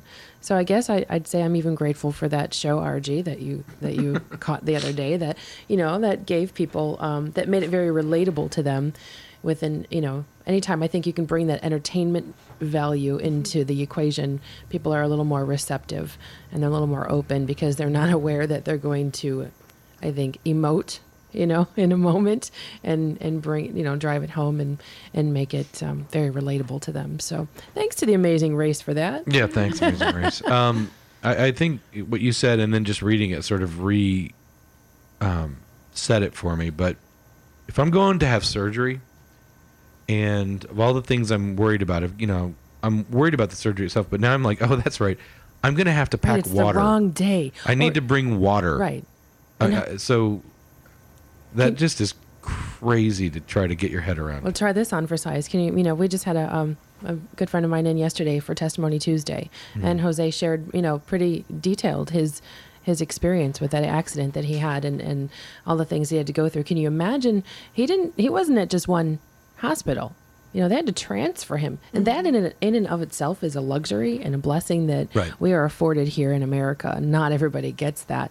But can you imagine enduring that process and getting to the hospital and realizing, I didn't bring my water. I didn't bring my water. I didn't plan on having an accident today. Right. I didn't have that in the car with me. Call my wife on the cell phone. Hey, can you bring the water? The cell phone. I'm in the hospital, and of but can you bring the water? Right. I didn't plan for this. I didn't have any water with me. It's the wrong day. How did I get in an accident on the wrong day? There is no electricity today. Or, those kind of things we just really take for granted. So thank you for, at your young, tender ages, for being sensitive to these kind of things and kind of, doing what you can do to spread the word and get that out there. How did you all come to know about Kenya? Not just something you stumble across. How do you come together with a group like this? Where does the inspiration to be part of it come from? Being part of SALT or partnering? This project itself. This WRC. Yeah. So SALT does a WRC every year, and it's changed, and it's been national and international for the past 20 years. We've had one. Okay. So I'm the WRC chair. So in the fall semester, I send out applications worldwide, locally, nationally, and compile all the applications we get. And then as SALT, we go through them, and we have some standards that we're looking for to kind of see, okay, which ones do we want to consider more and more? And a lot of those standards are, was this a locally based concern? Like, did it come from the community, this need, this project? So that's huge for us. Sustainability is another one. We don't want to give $14,000 to build a well and then be asked to do the same thing in 10 years. We want it to be very long lasting. Those are It's a pretty good prereqs. Yeah. And then are you doing an event? Obviously, you're doing fundraising. People can support this event as you go, but you have an event that's coming up. Is it this weekend? Or is it? I'm trying to remember what the date is. No. Weekends, but yes. Oh, okay. Go ahead. Yes, this Saturday we are having a 5K run or walk starting at the university's Athletics Recreation Center. People from the community are invited to come join us. There's a pre-registration, which is $15, and then day of registration is $20. And this is just to help raise funds for our cause here. And then also we're partnering with another organization on campus, College Mentors for Kids. Familiar with them. It's a good program. Yeah, they help out just basically mentoring children from local elementary schools. So we're working with them, helping to let people know about their program, as well as raising funds for our World Relief Campaign. So how long is the walk? It's 5 kilometers. So yeah. Where are you walking? It will go somewhat around campus, also a little bit into the Hilltop region. So just put on your walking shoes or your running shoes. April 21st. What time does that start? The race begins at 10. Registration is about 9:15. So not too early. Some of those races, they want to start running at 8. Be done. What's that? Oh, you're looking for something. So at 10 o'clock, is there a website we can find information we can pass along to our folks if they're interested in running? Yeah, you can go to bit.ly/WRC2012. bit.ly, that's a shortener. Yep. Correct. /WRC 2012. 2012. That's pretty simple. Yep, you'll find Bit.ly for those of you out there. Bit.ly / What's that?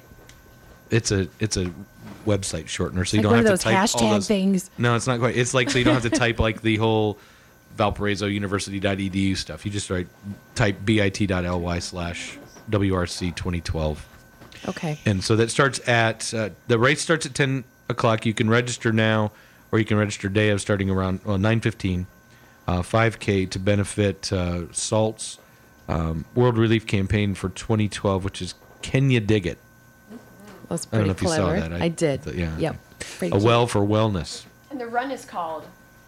The run is called "Can You Run It?"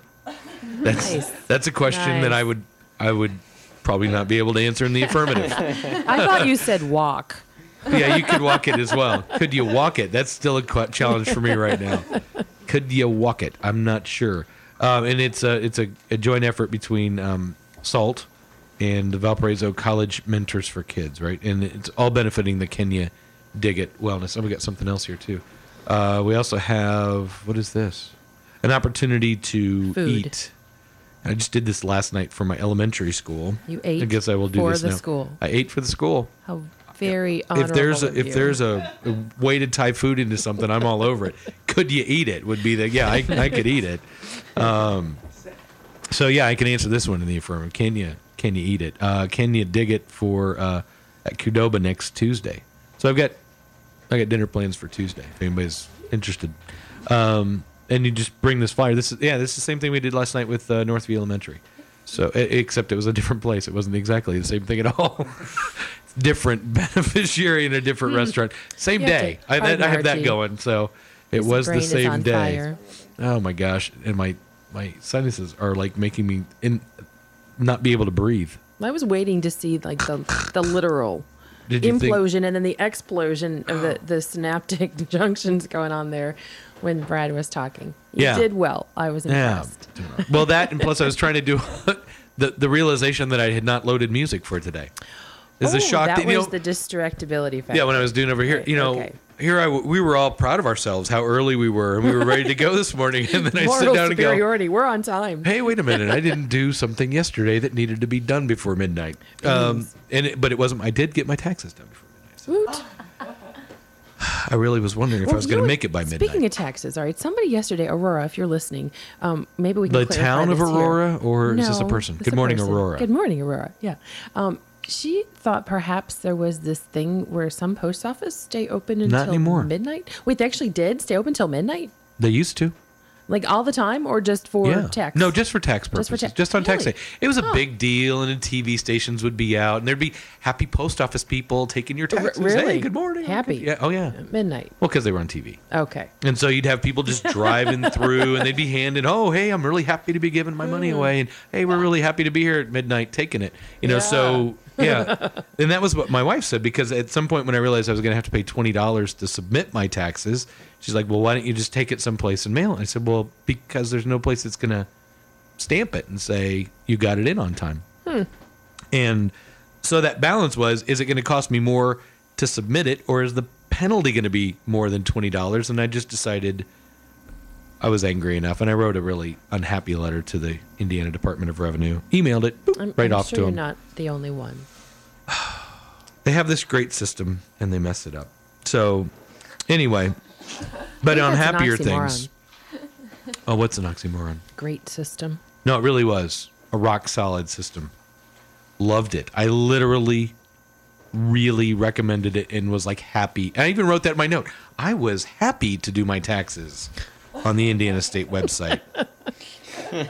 I really looked forward with joy to doing my taxes on the website. I'm not even kidding. It was so smooth. It was like one of those things where you're, how do you, when you're, it's not necessarily a chore you want to do, but they've made it so well, and they make it so user friendly, and it's so cut and dry. It was just like, man, this is what our government's supposed to be about. Oh, not anymore. So back to the. Yeah, how about all that whining? Meanwhile, let's talk about back not at the having water. Kenya Den. Dig it. So we have a few things we want to drop off for you if people want to come into the Absolutely. station for them. So this is SALT, and there is a run this weekend on Saturday. Or bit.ly/WRC 2012. Information on the website. Now, is there specific information about the run, or is this about the whole thing in general on the website? What's on that website you gave me? Everything. Yeah, everything's on the website. Okay, so if people are confused, which would be hard to believe about our conversation about this today, they can back it up on the web and see what's going on. So you started to say you're going to leave some stuff for us? Yeah, we wanted to drop these off with you look at before we those. left. Those and are so cool. we call these tchotchkes, and what these are is just Tchotchke. little kind of green Thank you. bands Aw. that we've been wearing around campus. And basically the purpose of these is if someone sees this on your wrist, Yeah. they're going to ask you what this is. And I was going to ask you off Yeah, air. There you go. Yeah. And you get the opportunity Yeah. to talk about Can You Dig It? The Well for Wellness that we're building. Sweet. Very nice. So there you go. Did you all make these? Awesome.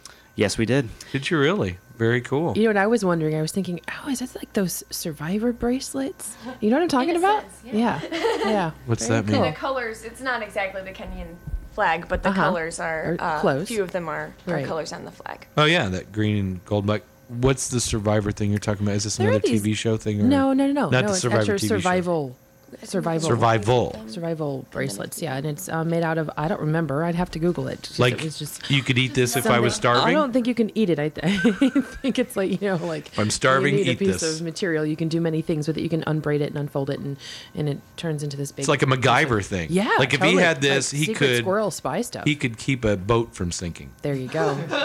All I need is a Survivor bracelet and duct tape, Yeah. and I can stop the Exactly. boat from blowing up. MacGyver. That's a great show. Amazing. All right, so we've got the Can You Dig It, the 5K run on Saturday. Your goal is to raise $14,000. Is that an annual goal? That's like the number that you put up there, or did you look at this project and say that's what it's going to be? It changes year to year, and Okay. we've really been building. So, Okay. in the past, it's been 10,000 fairly consistently, but in maybe the past 5 years, we've started increasing our goal because we've been reaching it, and it's Okay, something cool. we're passionate about, and we feel like we can do. So, not only are we, making our community and our campus aware about these social justice issues, but as students, we're learning fundraising skills. So, Yeah. it's always great to kind of be pushed and have a bigger goal and really strive and achieve it. Do you wear out your friends with this?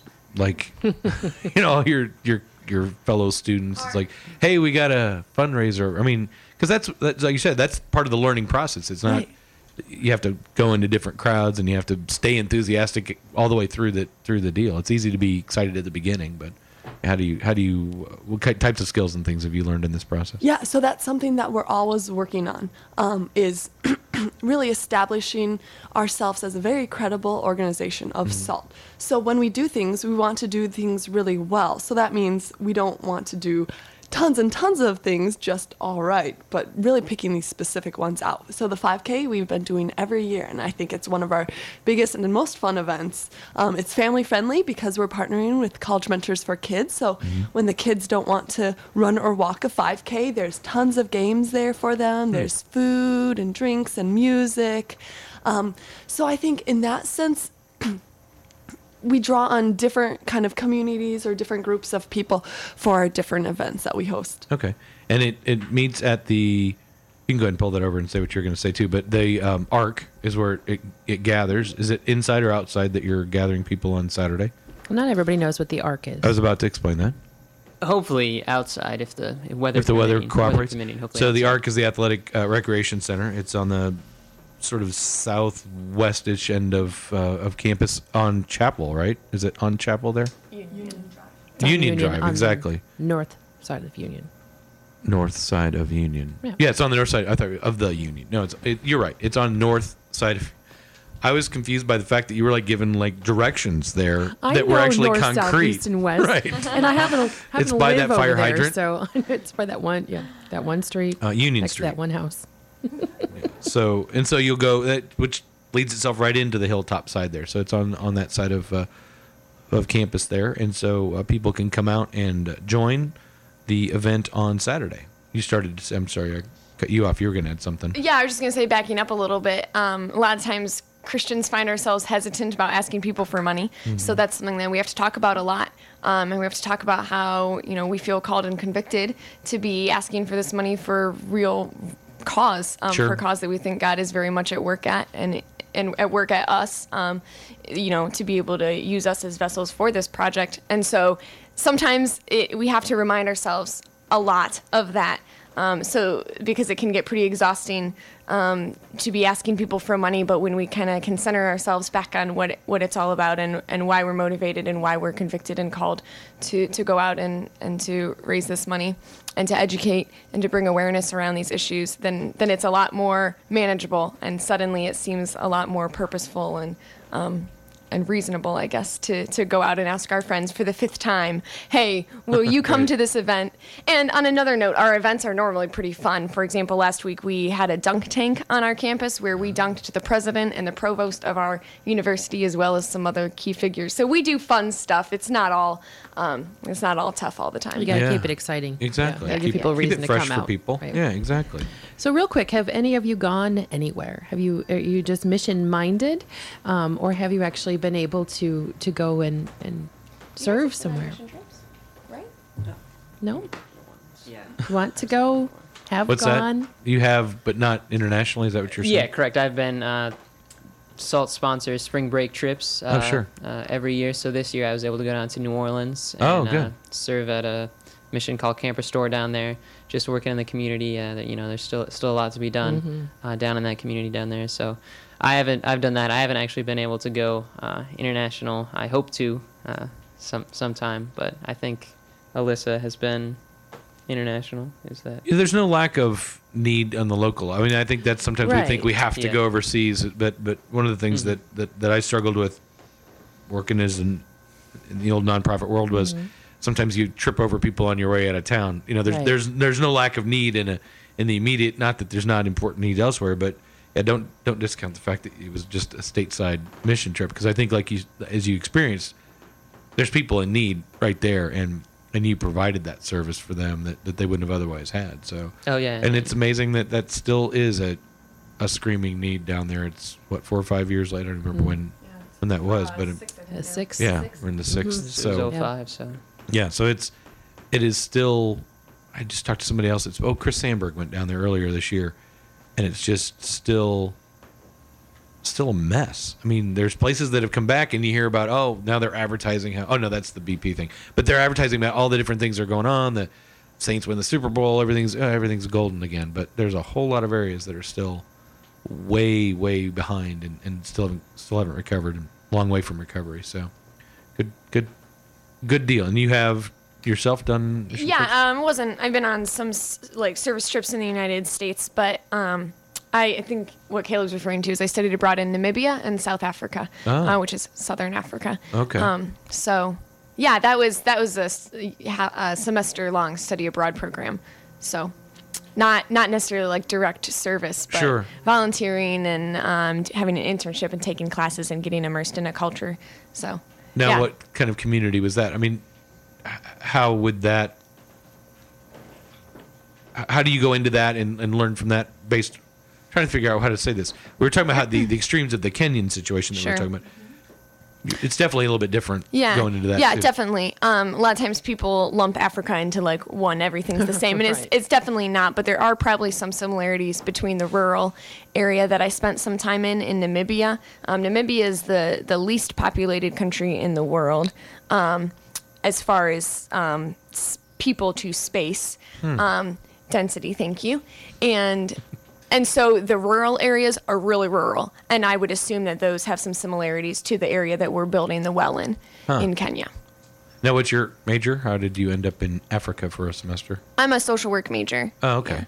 Does that And- fit your picture a little Yeah, is that better? funny? Because a lot of people, it's a program that a lot of that people from various different disciplines go Okay. on. And Yeah. I'd say at Valpo we have like Krista was saying, she's a math major. We have engineering majors. You know, Right. it's pretty diverse as far as It's a people we've diverse got little in- campus. I mean, there's a lot of majors in that little place. There's a diverse representation of majors in SALT and other things that you might not expect. Very cool. Yeah. Good experience for you all to kind of cross-pollinate, I guess, in that regard. So, what was your major then as well? What else do we have? Well, I'm an international service major, so So eventually you'll be needing to go overseas. yeah, that's the plan. That's the plan. That would be. I am just recommending that. I don't know if you've heard that yet, as your counselor may have brought that up. Maybe not. Just in case, you might want to look into some overseas Yeah, I opportunity appreciate there. Yeah. And RG wears many hats.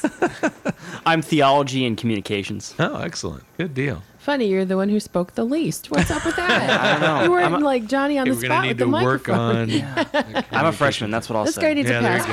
passport. This guy. Excellent. Well, we appreciate you all taking time. I mean, mornings aren't necessarily college students' favorite time of the day. We've learned that with a couple of different groups we try to drag in here. Bands, musicians aren't big morning people, and and college students. It's Well, a so little what bit challenging category do we fit in? in terms of You and I. old people? I'm not old. We're workaday people. We just got to get up and go to work. Well, I don't like mornings either. I know. Oh, I'm not saying that either. I'm just saying, and I think that's what it is. You got to feel my pain, I think is what it really is. I don't say that, but I'm not a lover of mornings either. That'd be evidenced by my going to bed very late at night. So, well, good luck, and we hope that the run goes great. I haven't looked at the weather forecast, and I won't. Oh, I jinx just by missed doing it. Never mind. I What did was see it. Yeah, I How did could you catch see the it? weather for Saturday. Yeah. Oh, they can't forecast that far in advance. Maybe that was for Toledo. Yeah. Well, they did say Gary up there right now, Okay. so maybe that was Gary. Maybe it was for Toledo. It's Gary. Maybe that was for Missouri. That's the weather that Brad's going to drive into. Sorry, Brad. We hope not. Well, super. And so information can be found at bit.ly/WRC 2012. Run this weekend or walk this weekend. Come out with the family. Enjoy a good opportunity to support something and do something fun as a family. Right. What So was the question? I'd ask you guys to post that. Go to our Facebook page and post that. Make that information readily available. Yeah. Yeah. You can Yeah, I find was just me going to to say do that. we have a Facebook group Oh, and a great. Facebook page, so we can post that stuff to your page so that people can find it. Everything is on Facebook is SALT, Social Action Leadership Team. Super. All right. Well, thank you all. Appreciate you coming in, sharing some information with us, and Thanks for the and cool being- bracelets. Yeah, the little bracelet Yeah. things. Yeah, I've been playing with mine. It's perfect for the. What's that? Well, yeah, and I'm going to keep this with me in my pocket so that if anybody asks me, I can readily pull out my reference material. And I think we had something on the Do we board. have something up there? Well, the wind the last couple of days cleared. We have like tacks all over the ground. Oh, really? And no paper. Well, Yeah, we can put a couple up there. do you So- have something? We'll get you something to put it up there. Could actually register. Okay, so we Yeah, have so we'll put a registration couple of those forms up here. If there. anybody wants to stop put into the one of these up. studio, Oh, there we go. Yeah, perfect. we can give you. Where could they acquire these registration forms? on the website, Besides or we'll have them here? here. Or Yep, and you can on the do it website. online. Okay, All right. or you could just show up early at 9:15 and do this. Yeah, on and Saturday just sign morning. up Okay, at the Arc, great. the Arc of Valpo. Now, So- did I miss something? Are there T-shirts? Oh, thank you. You get Oh. T-shirts often when you do these kind of things. Do you get a T-shirt? There will not be any T-shirts. We will be giving away these bracelets at These URC, bracelets. There you and go. then Right. also everyone who enters into the race is entered into a raffle for various prizes from local businesses just down the street here. A bunch, so they'll have a chance to win those prizes. So Thank you. that's Nice. that's a little incentive for them, Right. and there will be also food for people who show Food. up. So That's a And- good draw. And then we have little certificates for the Food Thing Tuesday. And the way that works, you just go and you eat, and you tell them you're part of this group, and then they make a donation from your purchase. You don't have to do anything but eat. Oh, that's pretty I mean, cool. it's We get money. yeah. What's Nice. that? And we get money. And they get get money. money. So we Nice. eat, and they benefit. So that's at Qdoba on Tuesday. But you need to take one of these forms with you. Yeah. Or it's possible that if you mention it, they might. They might have a Let you form attend. there. Yeah, possibly, but So don't we- take the chance. Just Right, we take the have form. forms here. and the forms forms are are also right. going to be available on the website as It's well. on the website as Oh, well. there you go. You So can print them out. Okay. bit.ly/WRC. I guess it's helpful to have mathematicians in the group. You're all organized like that. Linear thinking people. Linear thinkers. All right. Well, thank you all. Thanks for stopping in. Thank you. Appreciate you wandering in and sharing some time with us. And hope you all have a great event Saturday. And good luck finishing up the semester. Only a few weeks left, right? Getting close. Yeah. Thanks for having us here, Thanks. and have a great day. Yeah, Thank you. all right, Very thank nice you. to meet you Bye. all. Be blessed. So the folks from Salt cool. there and their event this Saturday. Can you dig it? Can you dig it? Can you eat dig it? Can you eat it? I can Yeah. do that. I know you can. Can you run it? Maybe not. See, Can I they need walk it? It needs Not to say, quite "Can sure. you walk it?" There you go. Can That's I pretty cool. cheer people on? Well, I'm trying to think. I was running through my schedule in my mind as they were talking. I'm like, Saturday, 9:15. We got kids. Maybe go for a walk. Maybe I'm thinking. Maybe we might do Walk that. with the kids if the weather is semi-cooperative out there. So that is. Oh my, Pretty cool. something's not working. So what a busy day, and we're missing Frank. We're missing Frank this morning. And I had not heard from him, other than last night. He said he was going to come in for a bit, but he had a funeral that he was going to have to skip out to early, so he's heading to a funeral now. But I I didn't get his text until later because I was just having so much fun with the computer and tech support and all the different things that I was having to go through to try to complete my civil duty of paying taxes. Not just the paying, but the recording of what it was that needed to be stated, so they knew what I owed. And so that was my. So I missed a good portion of what was going on in the world yesterday. And he had texted me sometime last evening to say he was going to stop in, and then he had to leave early and go to a funeral. But anyway, so we did miss Frank, but we had lots of other things happening this morning. We did. There was no lack of conversation today. No, it was pretty nonstop. So what'd you think? What did I think? Yeah, I know we only have a moment here, but yeah, maybe we could just wrap it up tomorrow. I don't know what we're doing tomorrow. Do we have a staff meeting? Oh, that's a good That's Thursday. question. I think I was going to squeeze one of the Kay Warren messages about the tabernacle on the air tomorrow. Oh, that's right. If we're not We did on talk air. about that. Right. So, so if we're on air, then we'll have lots to talk about, and maybe Frank will join us if we are indeed live tomorrow. If I don't not, know then what we our can. story is. Right. What's our story? We'll figure that out today. And God already knows. So indeed, then the question of Friday. I was going to see if Jenny was around. Shane's going back out on the road. I was going to try and have him come in and share about. Right, I heard you chased him down.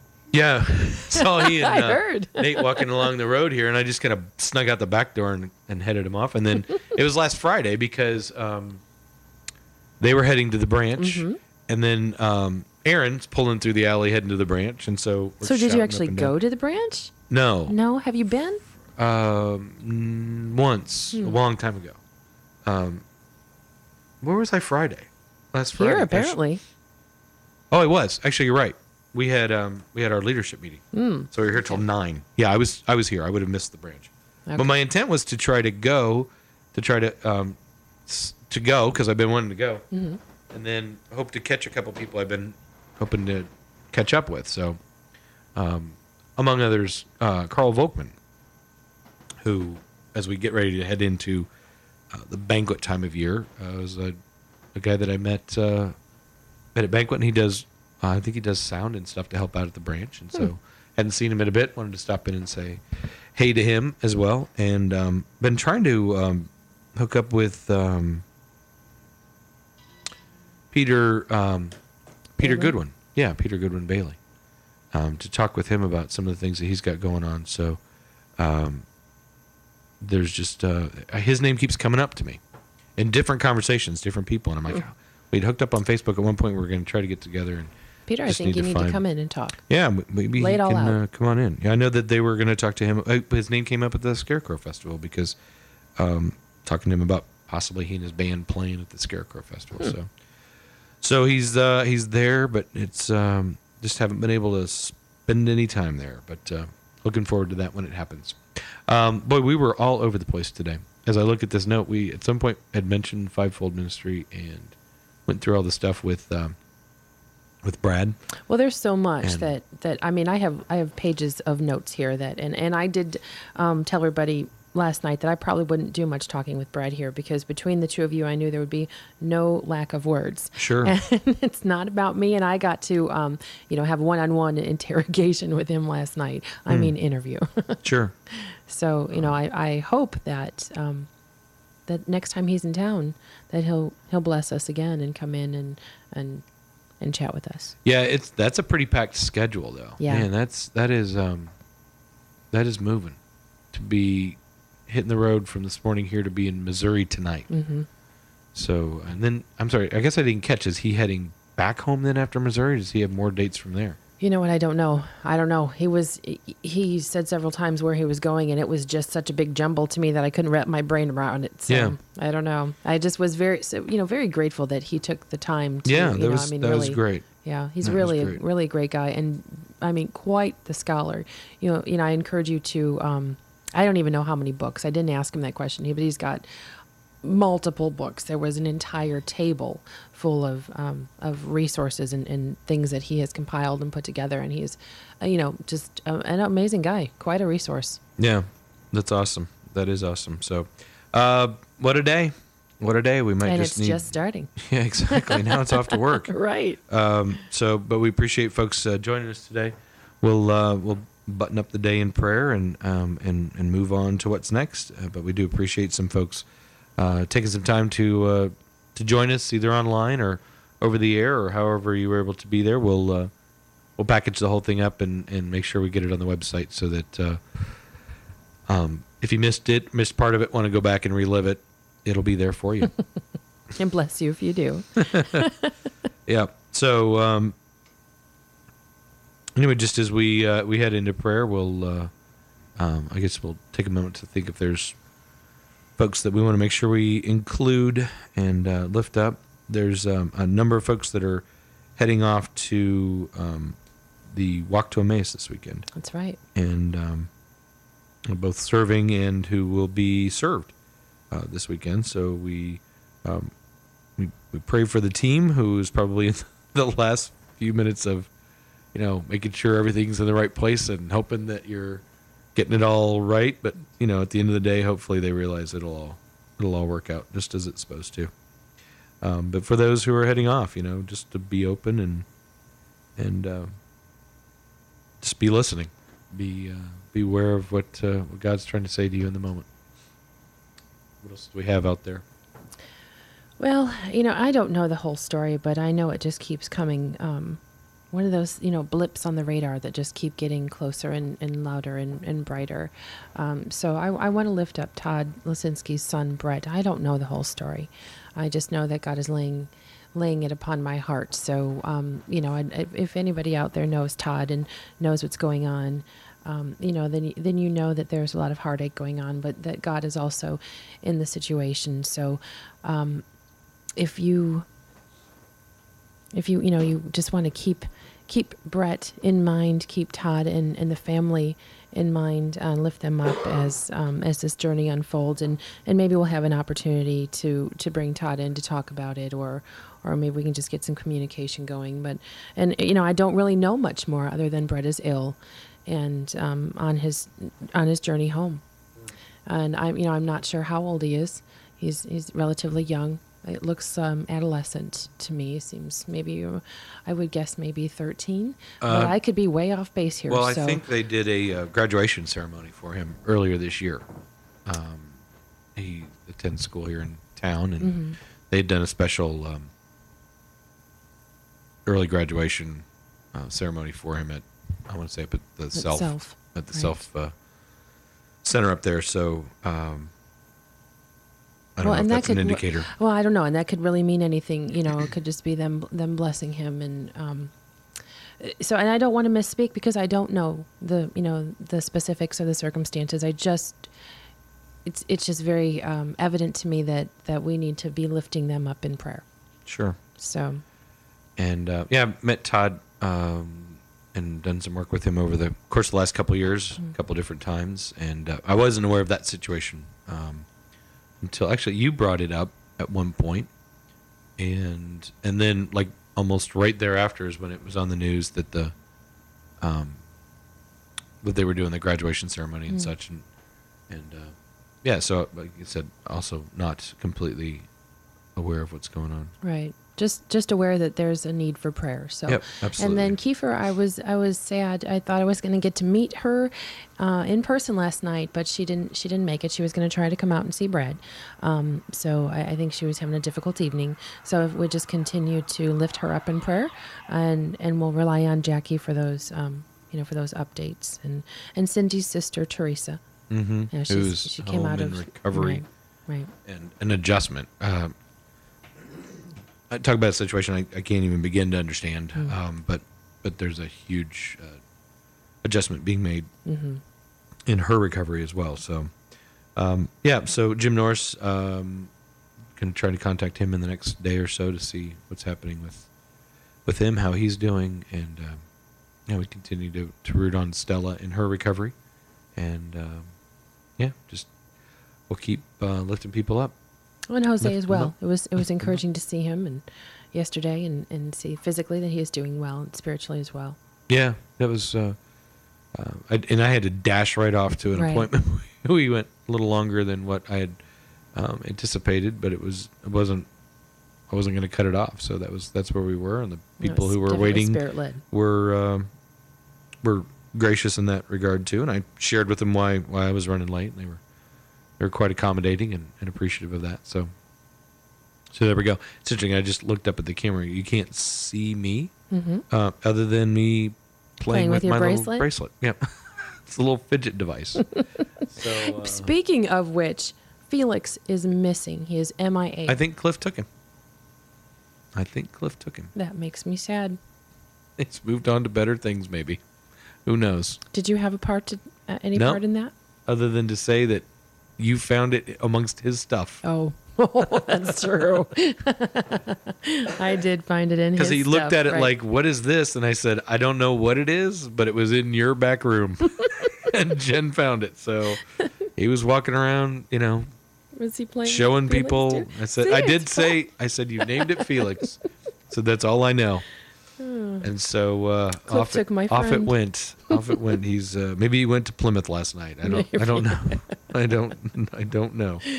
For the seminar, he could be. Maybe he's a new Maybe. character as part of the seminar. See, he's fun and cute. No, Felix he's is neither. fun and cute. He is He is just weird. It's kind of frightening. We are called to be peculiar people. Are we called to be We are. peculiar, or are we just by nature peculiar? Well, that's a whole nother show. I don't know.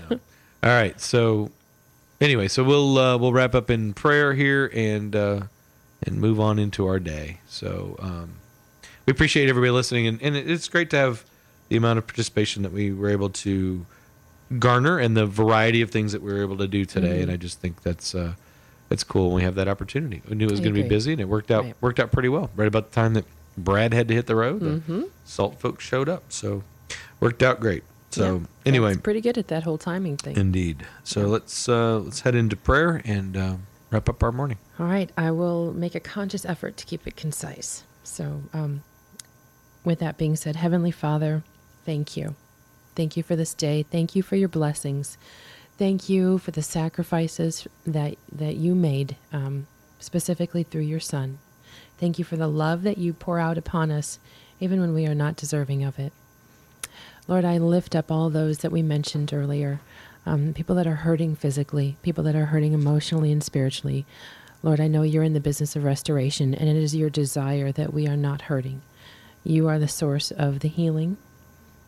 And I just pray today that everybody listening would be open to that healing. In your Son's name, I pray. Thank you. Heavenly Father, thank you for the opportunity to have a peek into some varied aspects of the world that you've created this morning. Whether it's digging deeper into your word and understanding what the message is that you're trying to share with us, and that not that you're trying to share, it's that we're trying to grasp. And at the same time,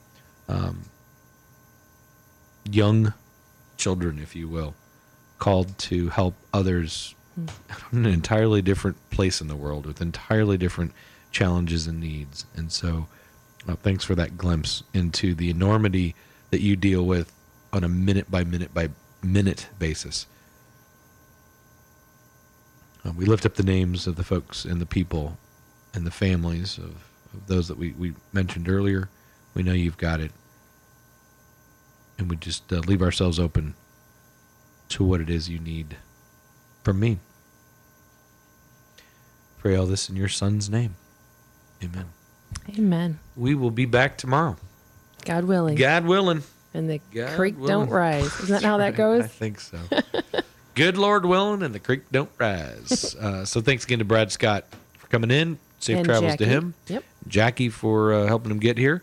And the Utes from Salt. I'm sorry, the names all have now I jumped got on me. Krista down. Krista, Lissa, and then The Man. future pastor and Right. and missionary. the international. The international guy. Yeah, man, I should have written them down. I started Yeah. writing them down. I got listen, Krista. So Sorry, guys. But then I got myself all confused with Christian and Kristen. And, Yeah. Oh, sorry. All right. God bless them, and hope that event goes great and benefits. Can you run those it? folks. Can you dig it? Can you eat it? Can you? Check it out. We'll post that up on the the Facebook site, I should say. We'll get something up on there. Thanks again to everybody. Have a great day. We will we'll do something tomorrow. We'll be here in one way or another. All right. We're actually going to do news. Wow, how about that? How about that? Here it is. Happy Wednesday. Oh, no. Happy Wednesday. With SRN News, I'm Bob Agnew in Washington. The White House is voicing confidence in the director of the Secret Service, Mark Sullivan. That even as an investigation looks into activities at a hotel in Colombia that allegedly involved Secret Service agents, U.S. Marines, and prostitutes. House Homeland Security Committee Chairman Peter King says it could have been worse. This could have had dire consequences. So far, it does not appear as if the national security or the president's security was compromised. However, this could have been a disaster. The chairman of the House Homeland Security Committee says that Sullivan has told him that the 11 agents are all telling different stories about exactly what happened in Cartagena. Today on Capitol Hill, the head of the Senate Budget Committee is set to unveil a long-term budget plan, as SRN's Linda Kenyon reports. It's not another annual budget. Senator Ken Conrad of South Dakota says a spending plan was signed into law last summer, spelled under the terms of the Budget Control Act. This plan, says Conrad, is a long-term plan to erase the deficit and grow the economy. It is comprehensive, it is balanced, it is fair. Senator Conrad is releasing his blueprint now because he says it will take time to work through it. I recognize what many have observed, that it is unlikely that we will reach agreement until after the